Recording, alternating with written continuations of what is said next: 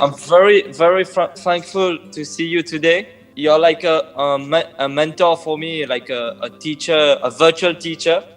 But for a very long time, I follow you on YouTube.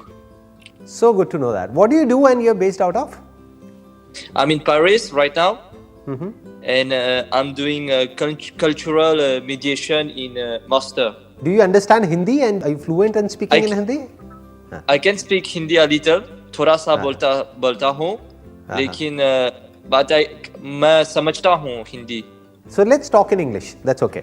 In English, so okay. Yeah. Please tell me, what kind of questions do you have, or is there something that you want to discuss? I have two questions, but I think that the two questions are connected. My question is the first one is about sometimes we feel an emptiness in ourselves, and we try to do things like for me, I must do things to fill that emptiness, and sometimes when I don't do anything, this emptiness, it doesn't get filled. So every time there's this how to fill this void. It's an excellent question actually, because most of the people don't even comprehend that they are empty within and they have some kind of void within. You are able to see that and feel that, so that's like a big thing. Thank you very much. The problem is that we are disconnected from the entire universe, from people around us. We feel lonely, we feel isolated, but usually people avoid it. Avoid talking about it, avoid looking at it, and there are a lot of escapes which are there in today's world, as in this internet and so much of content everywhere. So they just keep themselves engaged or busy in something or the other. That could be work, that could be content, that could be things, no matter where people are living, whether you are in Paris or in India or any part of the globe. People are trying to fill themselves up in different ways. Yes. But nobody is successful. It's like a pit without the bottom. That something is falling, but it's falling endlessly. Whatever you put in that pit, it's still empty. That's the harsh reality of life. So now comes the question, is there a way to get out of it? Yes, there is a way. The only way is love and compassion. To feel some kind of a connection with others, that could be people, animals, and this entire universe. To feel one with the whole, deep within. If that happens, then that void disappears, because in reality there is no void within. The center point of that void is this separate self. Is it clear? Like, am I making some sense to you? Or like, yes. Because I've seen your videos and I can understand, like I can connect with what you're saying. So yes, it's becoming clearer right now. This question is very important for me because sometimes I'm very pressurized. And I want to know, So now you need to go to the root of this suffering. You need to ask yourself this question again and again, why am I suffering? Because not only you, every human being is suffering. No matter how much they have, no matter what they have achieved, but deep within everybody is suffering. They can run away from it for some time.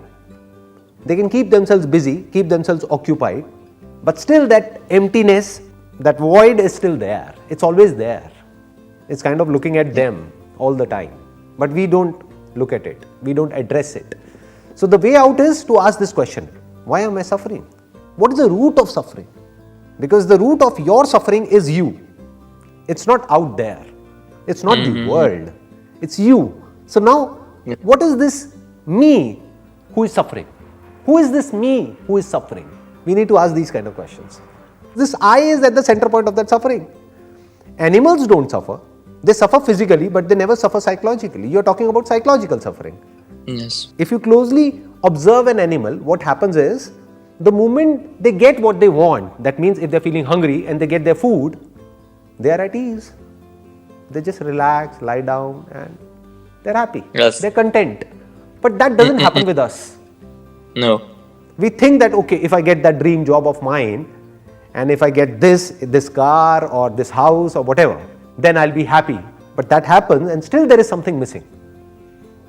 Yes. So we need to ask this question, okay, who is discontent? There is somebody who is discontent, no, within. Yes. In these humans, and that is there only in humans, not in animals. Yes. Right? Yes. Is it because animals are connected with this universe, with the nature, and we are disconnected? Is it one of the reasons? What disconnects us from the whole? Am I actually separate from the whole? Are you separate from nature? If I take all the elements of nature out of your body, where are you? What are you?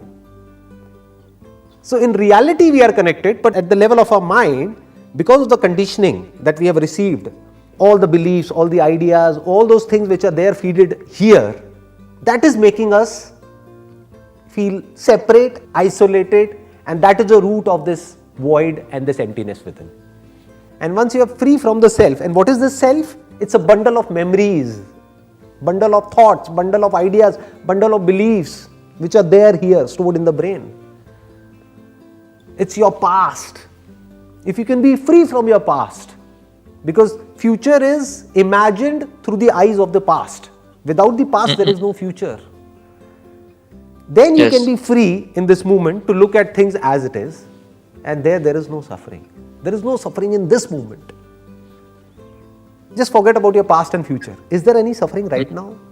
No. Not at all. So what is the cause of suffering? The only answer is to question. That is the beginning of intelligence.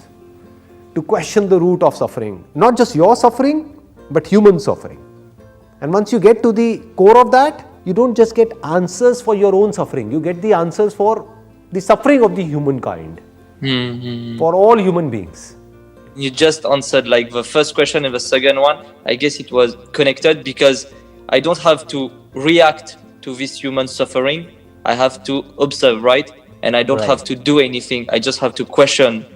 Doing is not the answer. No matter what you do, where you go, any kind of exercises or rituals or this and that will not solve the problem. This problem is caused by thought. So you need to question the very center point of thought.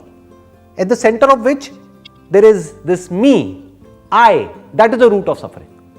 For example, thought of this door behind you, that is not suffering. Thought of your shirt, your t-shirt, your specs, your hair, that is not suffering. But it's my hair, that is the beginning of suffering. Thought is not suffering, thought is good. That's true. Right. You look at a table and there is a thought that it's a table. So you don't have to be thoughtless.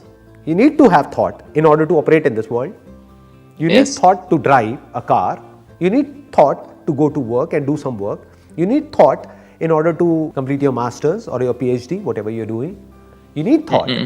So thought is not suffering. But thought related to me, that is the beginning of suffering. And how can we be free from it? Not by doing something. By questioning. But by questioning this very I. Then once you reach that center point, you don't see that I anywhere. You don't see a real separation. You don't find that I. And that is the beginning of love. Love means to connect, to be one with the whole. Then there is a sense of gratitude within. And out of that gratitude comes this feeling of happiness or bliss or satisfaction. And now that void is not there anywhere. Because I am not separate from the whole. I am the whole. This whole universe is in me. It's not me versus the universe. That's how most people operate. Yes. Me versus the world. Right. Then I am the world. I am the whole. Then nothing can separate me from you. Whether our attires are different, whether our religions are different, our countries are different, no matter how different we look from each other, but we are one. That is happiness. To be connected, yes. Right. To be disconnected, just to sum up the whole thing that I've said, to be disconnected is suffering, and to connect is bliss.